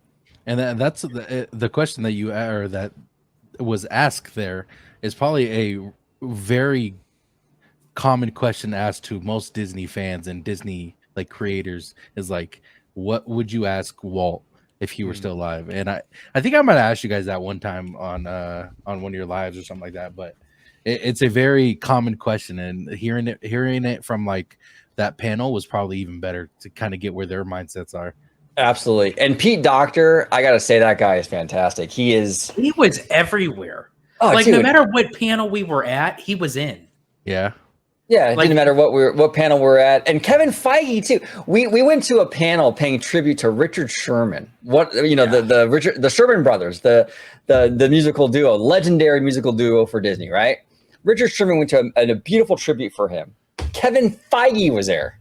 Wow. Kevin Feige was there because of the work that Richard Sherman did for Iron Man 2, for that Stark Expo thing or whatever. But this dude was everywhere. Absolutely everywhere. That's awesome, man. I have to go next year. I mean, if it was any way of you guys getting tickets this year, I might not be able to go next year, but I think next year. Oh, basically, if Lucas is willing to do it and he's going to go to the next one, I'm basically going to give him my money as like, Lucas, you do it. Like, tell me when you get the ticket. That's how we got in, because George tried. We couldn't get in. And friend of the channel, Lucas Kim, who's pretty active on Twitter, to say the least. And he doesn't care. He's out there. He's like, yeah, it's Lucas Kim, and I'm going to troll you, kind of thing. He's fantastic. I love that guy. But he got us the tickets. He got us the tickets. And I mean, if it wasn't for him, we wouldn't have gone. And we had a great time with him, and couldn't be more appreciative for what he did. Honestly, forever, that I don't even know how I could thank and repay him in that sense, because it was a phenomenal weekend, literally from start to finish. I can say there was not like one bad aspect of that weekend. D23 did an amazing job, but again, we would have never experienced it without Lucas. So, and we met literally like. Oh, absolutely. And we met literally 90% of Diz Twitter that weekend, I think. We met everyone from Scott Gustin to... This one actually made me kind of laugh, because we ended up seeing Bob Weiss walking past us. We were outside by the front of the Anaheim Convention Center, and Bob Weiss is the former president of Walt Disney Imagineering. And he was walking up, and I turned and I said, "Is that Bob Weiss?" And OG said, "Yeah, that's Bob Weiss." And here comes freaking Lucas Kim, because in his like professional fashion, he just stands up and he goes, Bob Weiss, "Hi, I'm Lucas Kim. Nice to meet you. Can I get a photo with you?" Now he was going up to Lucas Kim. It was funny. Lucas was like, he told me, he's like, "I'm bummed out. I haven't met any like famous people here, He met everybody. Like, his mission. Then we started seeing people. I'm like, "Lucas, that's Carmen Smith from Imagineering." He's like, "Oh, let's go." He runs up, gets a picture with her, right? Then he's going back to back. Like, he's getting everybody then, right? Let's get this. So then George and I were dying. This was leg day, okay, at D23. George and I were like, "Dave, we got to go back to the hotel. I got to go and hit the jacuzzi or something. Like, my legs are killing me." So we leave Lucas. Lucas is like, I'm gonna stay back. I'm gonna check out a few more things over here, whatever. So George and I start walking back to the hotel. We get to the hotel, and I get a text from our friend Maybe, right? And Maybe's like, "Did you meet Bob Iger?" And I'm like, "No. Why? But why is she asking me this, right?" Go on Twitter. Fucking Lucas is out there. Yeah, He got a picture with Bob Iger. We missed him by 20 minutes, bro. 20 minutes. Damn. If we wouldn't have gone into the jacuzzi, we would have got that picture as well. Yeah. Damn. I like to this day, I am still fucking salty about our legs. Because honestly, we could not. But honestly, we could not take another minute. We had to like just kind of recuperate, because that was the night that we were going into the parks presentation, and we both agreed we wanted to be in our tip-top shape for that presentation. And we thought, it's worth it, but yet not worth it. We didn't want to take the chance. But we also made ourselves feel better about it, that we thought that maybe if we stayed, we would have made Lucas go a different route, and we would have missed Bob Iger anyway. Yeah, and you know what? I told George, I'm like, this guy got us into the expo. He deserves that, man. That was like such a cool moment to get a selfie. And then Bob. after Bob Iger, then he was just like hitting, like, we just kept on seeing like photo after photo after photo, and it's like, oh my gosh, like he's like getting everybody. He got a freaking picture with Mark Consuelos, Kelly Ripa's husband. and he's all over the if you go to Disney Plus. Oh yes, I seen that picture of him in the videos. He's the cameraman loved him. I mean, he's all over that thing. It was great. My mom's boyfriend knew who he was, and he doesn't even watch anything. My mom called me and says, "How the fuck did Mark know who Lucas was?" I'm like, I don't know. Before you know it, you guys are gonna look on Disney's website, and it's gonna be a picture of Lucas Kim, just the new Imagineer of Disney. Yeah, exactly. It was wild. It was wild. Yeah, we had a great time though, and it was just, we met so many friends there. That was the first time. We know them on Twitter and stuff, but it's cool to meet them in person and everything. And just a fantastic experience, man. And we had quite a few people come up to us and recognize us from the channel, right, George? We did. Quite a few. We had we took several selfies ourselves, and we didn't even charge them.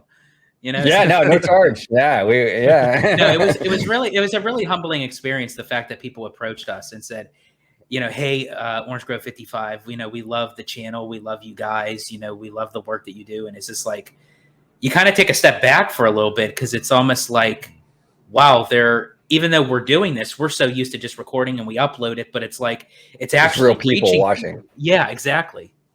Yeah, and it's like it doesn't really like connect with you until it actually, you're in that moment and someone approaches you and says, hey, I know who you are. I love what you guys do. I'm a huge fan. And it's like, wow. That's cool. Yeah, it was cool. Takes you back a little bit. Takes you back. Yeah, for sure. Yeah. So we are a little short on time, so I'm just gonna name the last two. It's Win or Lose and Dream Productions. Wasn't too sure what those are, but I'll do my research on it, because I do want to get to the last question before we do head out. Sure. But yeah, Win or Lose and Dream Productions were the last two things that I will say. Win or Lose was already in productions for a long time. It kind of made the escapism, that because a lot of those kind of like Pixar, it's a Pixar project, that TV show. Yeah, it's the very first Pixar series, and it will probably be the last one in a sense, where they had all these projects lined up, but they got a lot of cutbacks from Pixar. So Win or Lose was one of the projects that made it through, because it was so far along in production. As far as the Dream Productions, that's also, I think they kind of went that route again, because with Inside Out 2 being such a major success, that they want to kind of continue on with like those characters and kind of utilize it. Like when Riley goes to sleep, you go into the Dream Productions, and that's where all the magic happens for dreams, for nightmares, and what have you. So I think honestly that's going to be very popular, just based off of the numbers coming off of Inside Out 2. Yep. That's awesome. That's awesome. So we're gonna give you the winners and losers of this list, and I do want to start with you, OG, just because I want to hear your loser. But we'll start with your winner and loser of this list, of what you think is going to be great and what you think is not going to hit well with the fans. So if I were to choose winner, well, first of all, the entire Pixar segment of the studio panel was a huge winner for me. I thought he crushed it, and the way at the end when he said, I don't know how he said it. This is going to be incredible, and then the Incredibles logo, boom! It was like that one more thing that Steve Jobs used to do. Pete Docter just mic dropped. And so that whole segment to me was a huge win. But Elio was really like my favorite. I was kind of surprised how much I really liked that. I wasn't even really too hyped for it, but it really won me over. That was a huge W. The big L of the evening was Snow White. It was an embarrassment. This is Walt Disney's like one of his greatest achievements. It was the first animated film of all time. And he was so proud of that film. And then to see how they kind of just massacred it. Like the dwarves were really was not it. I mean, they should have used real little people, who's the dude, Tones from Game of Thrones? Peter Dinklage. Yes. Him and that's what they should have done. Instead there were these weird, Polar Express kind of cringy looking CGI people. But wasn't it Peter Dinklage who was actually against using little people as far as actors wise? I thought he was the opposite. I thought he was advocating for that. I don't know. Maybe I'm wrong, but yeah, there was something with him with that. Yeah. But I don't know. That was horror. I was secondhand embarrassed with the Snow White thing. I thought it was horror. The whistle while you work stuff was just, it looks. I'm sorry. I'm sorry. Really? Yeah, I really hate to say this because I love Disney, but I give credit where credit's due, and I criticize. That movie looks like absolute garbage. Bob, yeah, he said that. Okay, yeah, you just lost your special access, George. Man, I was looking forward to Palm Springs too. Fuck, man, and it sucks. It sucks. Like I said, I mean, I hate having to keep saying it, but we don't want it to suck, but it just gives off the vibe, and we're going to be honest with you of what we think about something, if we dislike or like something. And unfortunately, from what OG's saying, it doesn't look that good. So no, but I will say this: the one bright spot of it is, I think, Rachel Zegler. I like her a lot. I think she's not too bad on the eyes either. You know what I'm saying? But I think she's great. I think she's really talented. I thought she was fantastic in West Side Story. So I love her. I think she's fantastic, but the movie I'm actually going to disagree with you on that a little bit. I love Rachel. West Side Story, perfect. For this role, I don't know. I kind of got that vibe, when they showed us the footage of how Johnny Depp was as Captain Jack Sparrow in Dead Men Tell No Tales.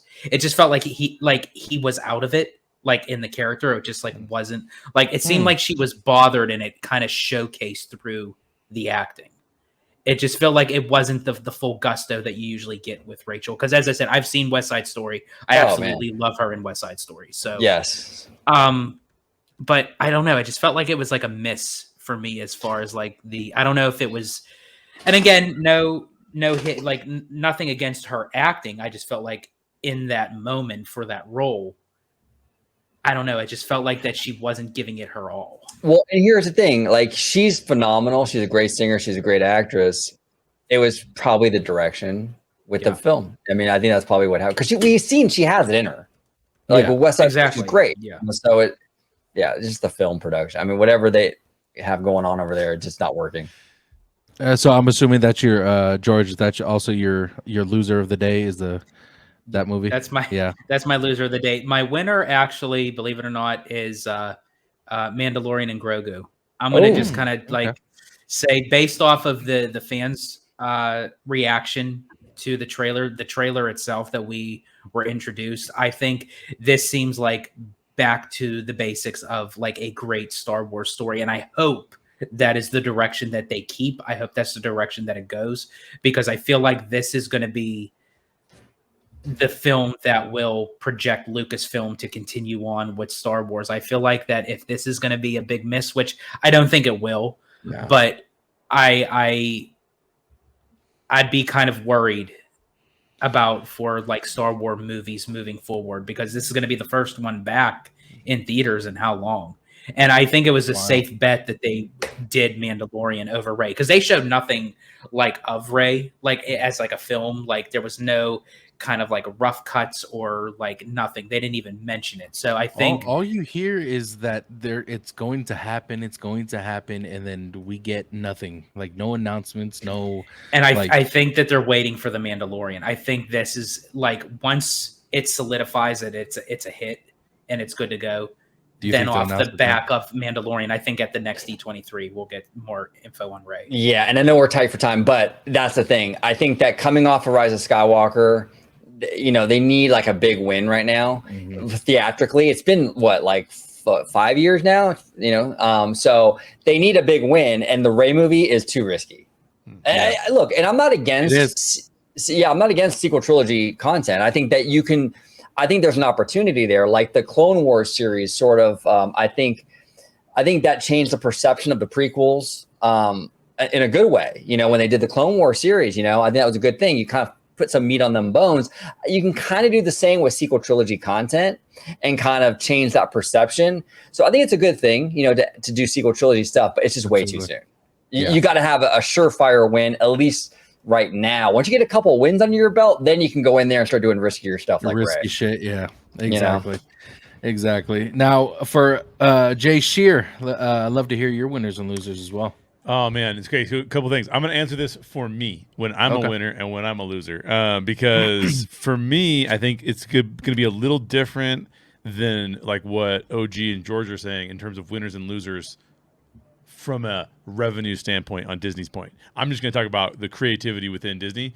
Two biggest winners, in my opinion, are I haven't seen the footage yet of Daredevil Born Again. However, the way that they restructured that show gives me a high degree of confidence in it. 100%. Because they basically looked at, we have a Netflix show that was amazing. It's my favorite TV show in the history of television. I love that show. We have a great TV show. Then he shows up in She-Hulk. She-Hulk is very divisive. People do not love She-Hulk. And then what do they end up doing? They end up going back to the Daredevil casting crew that we wanted from the first part. So bring that back. I love that. That's a huge win for me.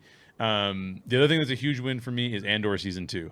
One of the actresses came out and said, I don't know how we could have gotten any better than season 1, but it's better than season 1. And that's a ridiculous thing to say. Like, because season 1 was so good. I've never seen Star Wars that I would be like, that deserves an Emmy. But like, Andor deserved any kind of Emmy that it could get. Like, it was just such high quality. I love that. Losers for me, again, they're not going to be money losers. They're going to make a ton of money, and it just is what it is. But I have not been able to get behind the Disney live action stuff. Like, it doesn't get me in the theater.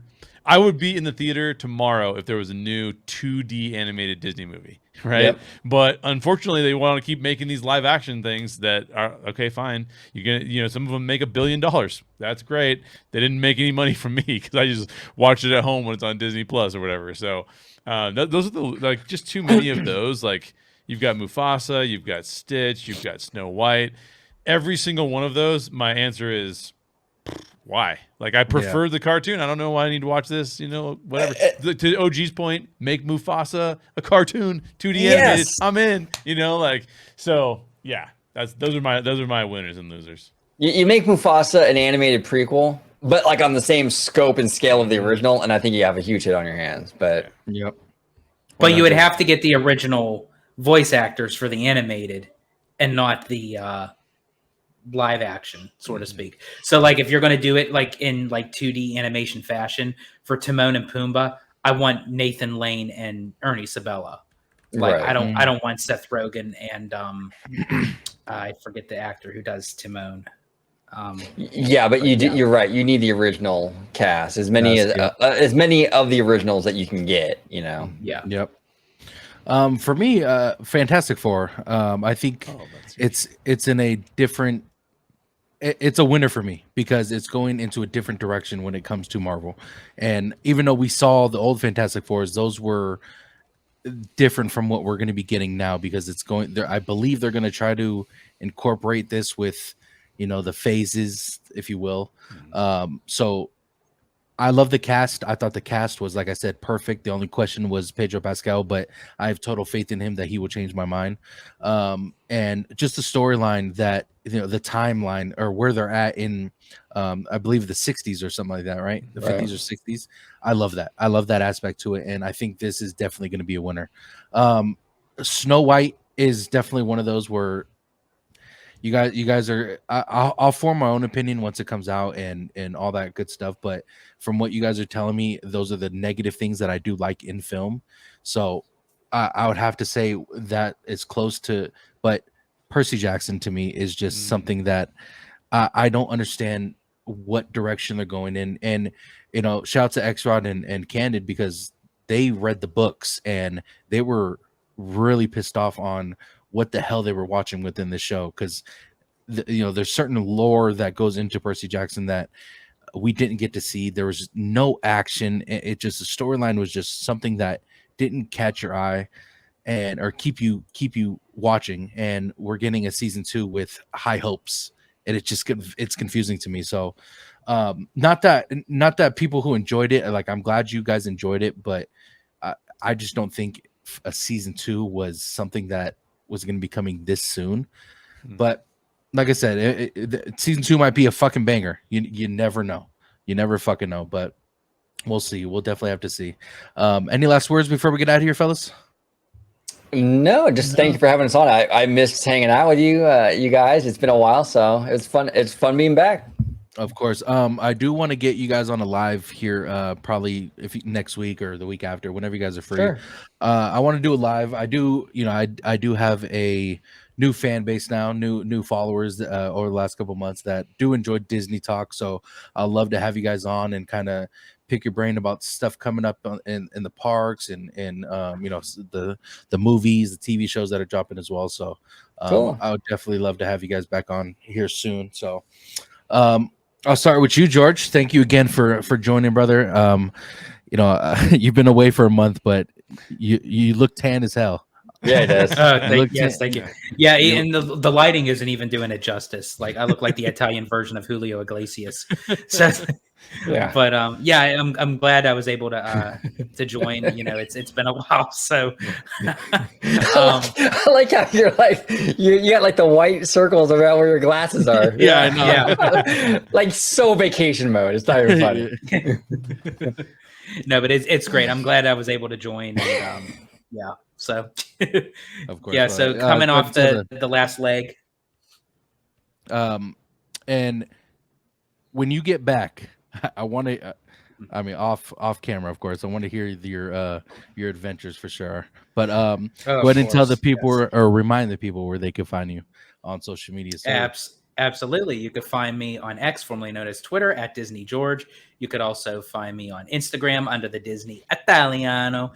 And of course, you could find me on my home base at Orange Grove 55 with Citrus Corner, with all that sweet, juicy, but sometimes sticky Disney news and info. And ladies, you could also find me in room 122. So if you are free, just give a little knock and give a little whistle. 122. George, you have no idea how much I love you, man. I love you. Hey, Sherer, always a pleasure talking to you, bro. Thank you again for joining us. If you could always a pleasure to be here, man. I love talking about House of the Dragon with you. That was so fun. That was some of my favorite stuff to talk about. If you haven't watched those episodes, go back and watch the House of the Dragon episodes. Yes, those are fantastic. But yeah, thanks for having me on. And if people want to find me, Orange Grove 55, or How Stories Work with Jay Sherer, and then maybe on the festival circuit. So we'll see you there. Yes, sir. Yes, sir. Make sure you go give these two gentlemen a follow. OG, thank you again, brother. Yes. There was a question I had to ask and I forgot. It had to do with freaking LA, but I'll ask you. I'll ask you a different time. OG, thank you again for joining me, brother. I appreciate you as always, man. Yeah, absolutely. Always a good time, Tones, and George and Jay, always pleasure, brothers. You can find me on Orange Grove 55, where we talk theme park, studio, corporate, all that good stuff. We even do music video reactions over there now. It's just a little fun. We just have a good time over there. But check us out, Orange Grove 55, also on Twitter at Orange Grove 55, and on Instagram, Orange Grove 55. Yes, sir. Guys, make sure you guys please go give them a follow. You guys will love their content. Not just saying that because they're my friends. You guys will enjoy every video. I'm telling you. If you guys like this video, please comment and let us know what you guys thought about the movies that came out. Let us know what you guys thought about D23 if you went or if you guys heard anything about it. Make sure you guys are subbing with notifications on so you guys are notified once a video is uploaded. Don't forget to like the video. If you guys want to follow me on social media, Tones_TV on all platforms. And we got some big news coming for the Bad Thoughts podcast. I will be announcing probably on Monday of next week, which is the 26th. So make sure you guys are following along. All right. But appreciate you guys for watching. As always, I love y'all.